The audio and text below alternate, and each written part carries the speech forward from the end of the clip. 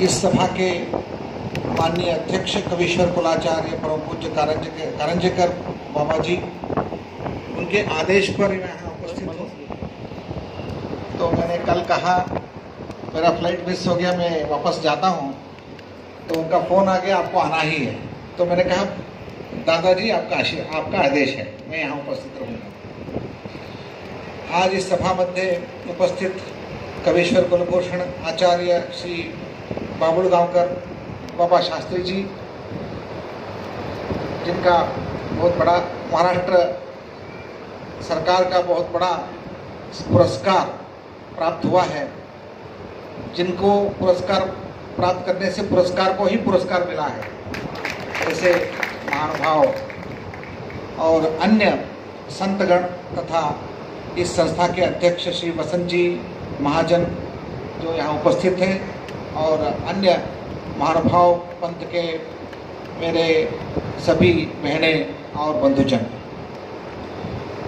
आज मैं जहाँ भी जाता हूँ तो उस क्षेत्र का पूर्ण अनुभव लेने के लिए, अनुभूति प्राप्त करने के लिए मैं बहुत समय बिताना चाहता हूँ। लेकिन आज यहाँ भगवान की इच्छा है तो बहुत अत्यल्प काल में आप सबका दर्शन करने का मुझे सौभाग्य मिला है। इस तपस्या भूमि, जैसे शास्त्री जी महाराज कह रहे थे और बाबा जी का भी संदेश था, यह महाविद्यालय श्री चक्रधर गुरुकुल संस्कृत महाविद्यालय बहुत प्राचीन महाविद्यालय है, जहाँ निरंतर अनेक विद्यार्थी महानुभाव पंथ के ग्रंथों का, शास्त्र ग्रंथों का, भगवद गीता का अध्ययन करते आ रहे हैं।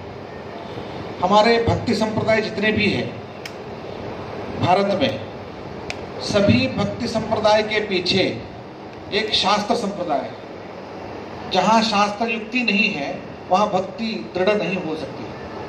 तो आप संतों के, मैंने देखा एक परंपरा में निरंतर जितना भक्ति परंपरा का महत्व है भगवान श्री कृष्ण के भगवद गीता में, उतना ही ज्ञान का महत्व भी आपने पालन किया है।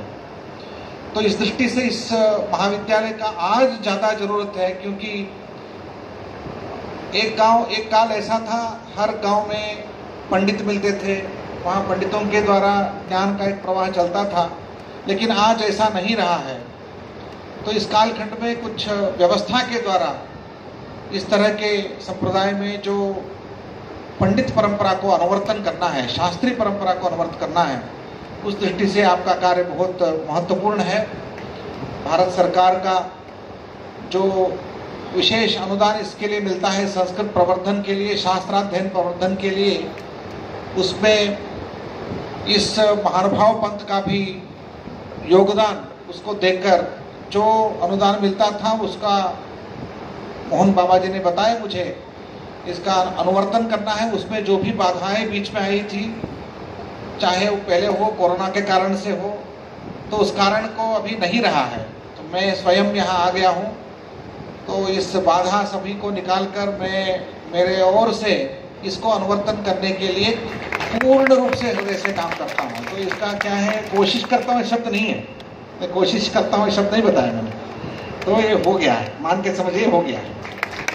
और दूसरी बात, इस आदर्श महाविद्यालय के रूप में परिवर्तन करने के लिए आपका एक बहुत बड़ा आग्रहपूर्वक निवेदन है। इसके प्रति मेरा पूर्ण रूप से सहयोग रहेगा। उसको कैसे आगे बढ़ाना है उसके बारे में हम विचार करेंगे, और नया गाइडलाइंस भी आया है तो इस गाइडलाइंस के अनुसार करना पड़ेगा। उस गाइडलाइंस के अनुसार जो भी मेरे तरफ से सहयोग होगा वो जरूर होगा।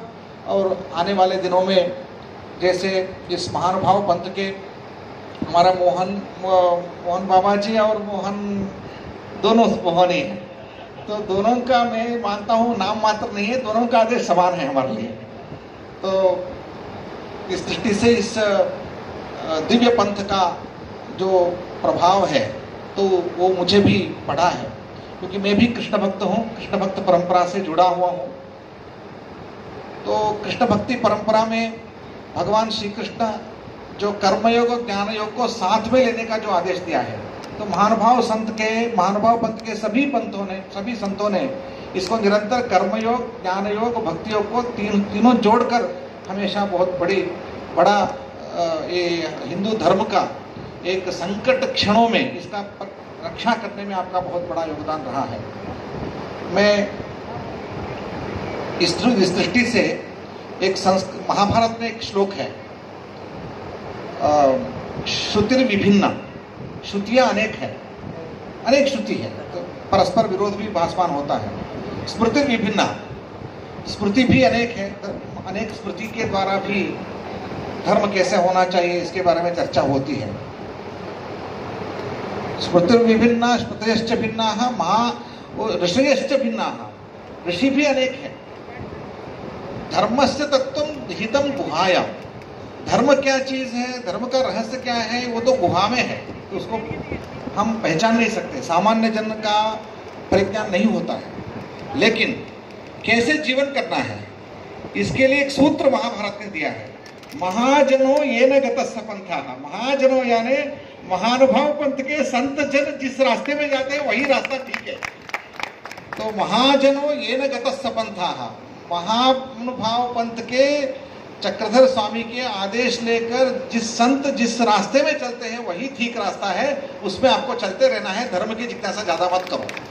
आज इतने कष्ट परिस्थिति में इस चक्रधर स्वामी के ये आदेश और चक्रधर स्वामी के उपदेश के अनुसार ये महानुभाव पंथ का संत महाजन, मैंने सुना आज उसके बारे में चर्चा हो रही थी मेरे मित्र भरतभूषण शास्त्री के साथ, जीव, देवता और प्रपंच और परमेश्वर, इन 4 तत्वों के आधार पर यह एक सिद्धांतिक रूप से एक पृथक दर्शन के रूप में इसका स्थान है, केवल भक्ति परंपरा नहीं है। तो इस पृथक दर्शन को, क्योंकि आज मैंने पहली बार सुना है कि देवता तत्व भी एक पृथक पदार्थ है, नित्य बद्ध के रूप में उसको माना जाता है, तो मेरे लिए नया साक्षात्कार है। तो अब बहुत अच्छा भी है, क्योंकि हमारे इस पूरे प्रपंच में जितने भी पॉजिटिव एनर्जीज है उसको देवता के रूप में हम मानते हैं। तो प्रपंच तो जड़ है, जड़ प्रपंच में चैतन्य के रूप में जो पॉजिटिव एनर्जी को फैलने वाले देवता तत्व है, और जीव तो बद्ध है लेकिन मुक्त हो सकता है, परमेश्वर तो हमारे लिए अनुग्रह करने वाला तत्व है। तो इस दृष्टि से महानुभाव पंथ का एक नया रूप, दर्शन का एक साक्षात्कार मुझे यहाँ आने से प्राप्त हुआ है, तो इसको मैं भाग्य मानता हूँ। तो भगवान श्री कृष्ण के चरणों में सर्वम कर्माखिलम पार्थ, तो भगवान के चरणों में समर्पण करना, ज्ञान के द्वारा समर्पित करना एक हमारा काम कर्तव्य है। मेरे कुलपति पद तो आता है जाता है, लेकिन हमारे स्मृति में इतना अच्छा जो इतने परंपरा को जो सेवा करने की जो भाग्य मिलता है वही भाग्य में मानता हूँ, पद का भाग्य नहीं मानता हूँ। तो पद प्राप्त करने से क्या है, पद का अर्थ भी निकालना चाहिए। तो अर्थ निकालने का सौभाग्य मुझे मिला, तो आपके इस आदेश के अनुसार जो मैं कर्तव्य कर सकता हूँ करने का सौभाग्य मुझे मिले, भगवान वो शक्ति दे। इतनी कल ही हमारा एक सूचना मिली है, हमारे विश्वविद्यालय केंद्रीय न केवल संस्कृत विश्वविद्यालय में नहीं, केंद्रीय विश्वविद्यालय JNU, BHU, Delhi university, Hyderabad university जैसा पहला विश्वविद्यालय बना है जो A++ NAAC में A++ श्रेणी प्राप्त कर चुका है। One of the toppest university in India, top university ranking university में हमारा विश्वविद्यालय है। इस साल सरकार ने हमें संस्कृत प्रचार प्रसार के लिए ज़्यादा अनुदान भी दिया है। तो इस अनुदान के द्वारा इस क्षेत्र में भी जो कार्य ज्ञान कार्य चलेगा इसके लिए हमारा समर्थन रहेगा। इन्हीं शब्दों से फिर एक बार सबका अनुमति देते हुए मेरा नमस्कार, प्रणाम, धन्यवाद।